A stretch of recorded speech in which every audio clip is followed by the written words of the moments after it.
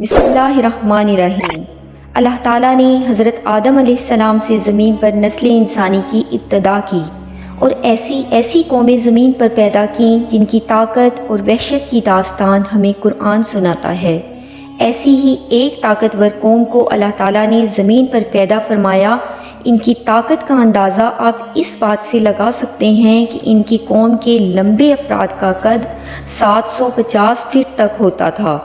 یہ اتنی طاقتور قوم تھی کہ اس کے بعد اللہ تعالیٰ نے دنیا میں پھر کبھی اتنی طاقتور قوم پیدا نہ کی۔ اس قوم کو قوم جبارین یا قوم عاد بھی کہا جاتا ہے۔ ناظرین کرام، طوفان نوح کے بعد اس روئے زمین پر کوئی مخلوق باقی نہ رہی سوائے حضرت نوح علیہ السلام کی کشتی پر سوار مخلوق کے۔ انہی بچی ہوئی مخلوق سے اللہ تعالیٰ نے اس روئے زمین کو پھر سے آباد کیا۔ حضرت نوح علیہ السلام کے بیٹے سام کی نسل سے یہ قوم عاد وجود میں آئی۔ یہ قوم دنیا میں 1500 سال آباد رہی اور یہ لوگ عرب کے علاقے احقاف میں رہتے تھے۔ یمن اور عمان کے درمیان یہ علاقہ کبھی سرسبز و شاداب تھا، لیکن اب یہ ایک خوفناک صحرا میں تبدیل ہو چکا ہے۔ اس میں پڑے ہوئے بڑے بڑے پتھر اور ریت کا یہ ریگستان عذاب الہی کی داستان سنا رہے ہیں۔ اس قوم کے لوگ نہ بوڑھے ہوتے تھے نہ بیمار ہوتے اور ان کی عمریں تقریباً 1000 سال تک ہوتی تھیں۔ یہ لوگ ایک ہاتھ سے بڑے بڑے درخت اکھاڑ لیتے تھے۔ ہر طرح کی نعمتیں ان کے پاس موجود تھیں۔ غلہ، اناج، مال و دولت، کسی چیز کی کوئی کمی نہیں تھی۔ یہ لوگ بڑھتی ہوئی نعمتوں کا شکر ادا کرنے کے بجائے طرح طرح کے گناہوں میں مبتلا ہو کر اللہ کی نافرمانی کرنے لگے۔ انہوں نے اللہ تعالیٰ کی عبادت چھوڑ کر بتوں کو تراشا اور اللہ کی وحدانیت چھوڑ کر بت پرستی شروع کر دی۔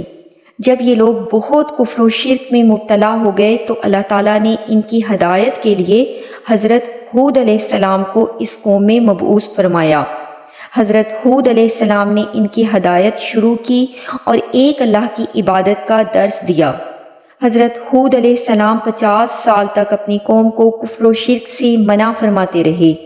اس قوم کے بڑے بڑے سرداروں نے آپ کی مخالفت کی اور آپ پر ظلم و ستم کیا اور آپ سے جو کہا وہ قرآن کی زبانی سنے۔ ترجمہ سورہ الاعراف۔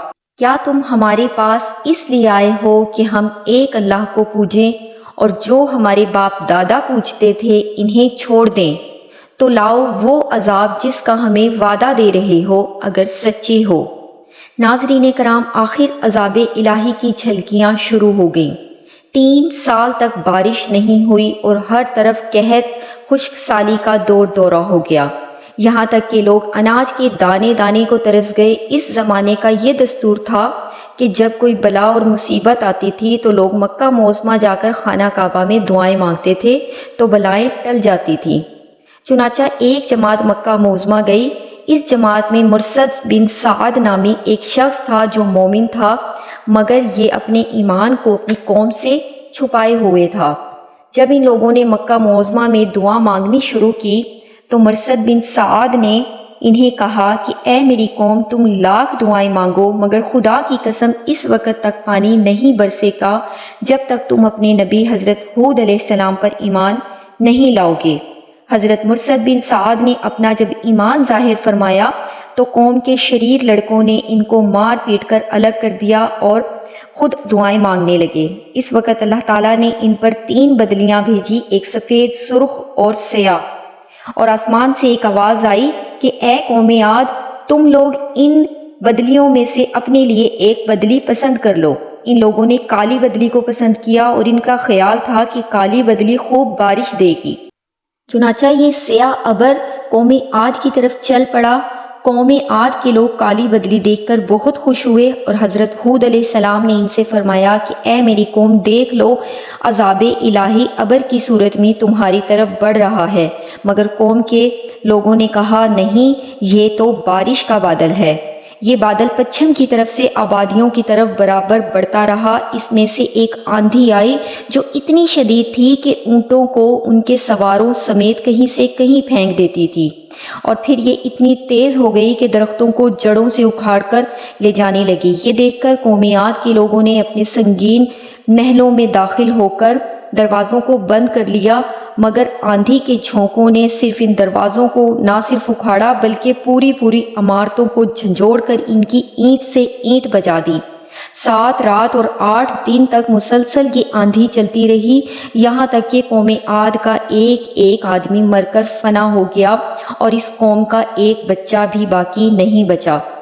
جب آندھی ختم ہوئی تو اس قوم کی لاشیں زمین پر اس طرح پڑی ہوئی تھیں جس طرح کھجوروں کے درخت اکھڑ کر زمین پر پڑے ہوں۔ پھر قدرت خداوندی سے کالے رنگ کے پرندوں کا ایک غول نمودار ہوا، جنہوں نے ان کی لاشوں کو اٹھا کر سمندر میں پھینک دیا، اور حضرت ہود علیہ السلام نے اس بستی کو چھوڑ دیا اور چند مومنین کو جو ایمان لائے تھے ساتھ لے کر مکہ مکرمہ چلے گئے اور آخری زندگی تک بیت اللہ شریف میں عبادت کرتے رہے۔ ناظرین کرام، یہ تھی قوم عاد کی تباہی کی داستان۔ اللہ سے دعا ہے کہ اللہ تعالی ہمارے ایمان کی حفاظت فرمائے، زندگی اور موت ایمان پر ہو۔ ویڈیو اچھی لگی ہو تو لائک کر دیجئے اور چینل کو سبسکرائب کر لیجئے۔ جزاک اللہ۔